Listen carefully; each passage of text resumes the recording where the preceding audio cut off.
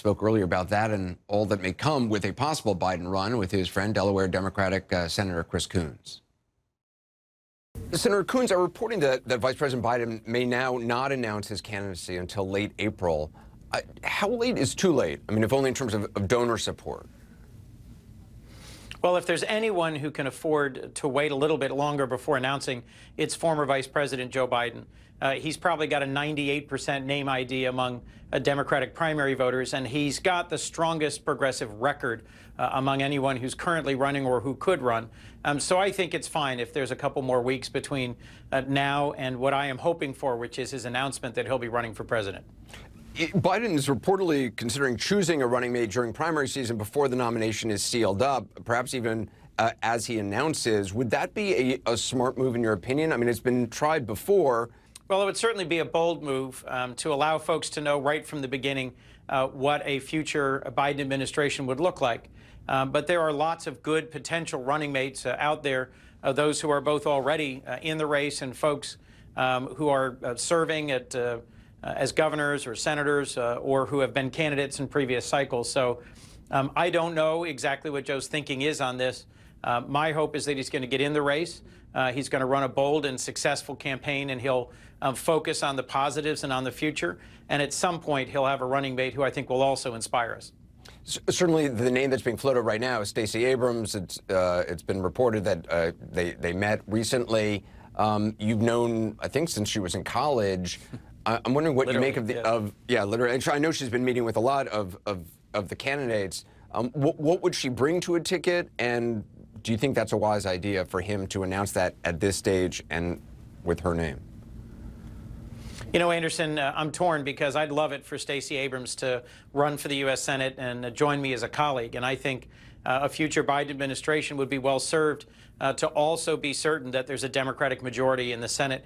And we need strong candidates in at least 5 races so that we've got a strong shot at taking back the Senate. And she would be one of the strongest candidates to pick up a seat anywhere in the country.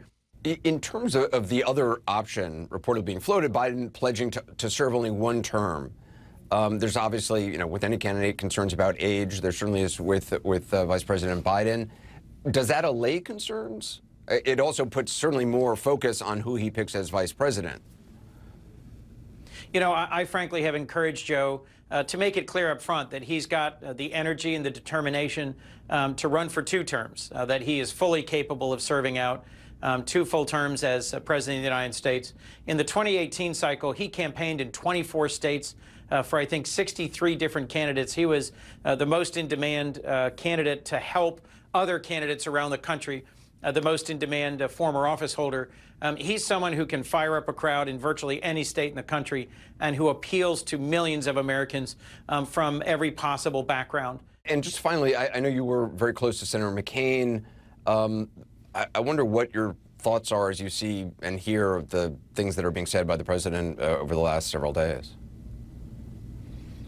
Well, of all the things that candidate Donald Trump said that I thought were beneath him, and frankly, in this case, despicable, his criticism of John McCain's war record, his record of service and of duty and sacrifice as a prisoner of war in Vietnam for 5.5 years, I thought was beneath contempt. And frankly, the ways in which in recent days he has again and again and again criticized and attacked former Senator, late Senator John McCain, I think are just regrettable, the sort of thing the president should apologize for.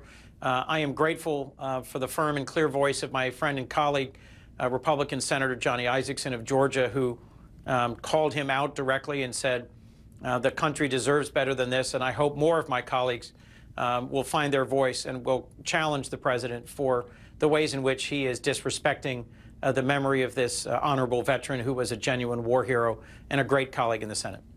Senator Coons, I appreciate your time. Thank you. Thank you, Anderson.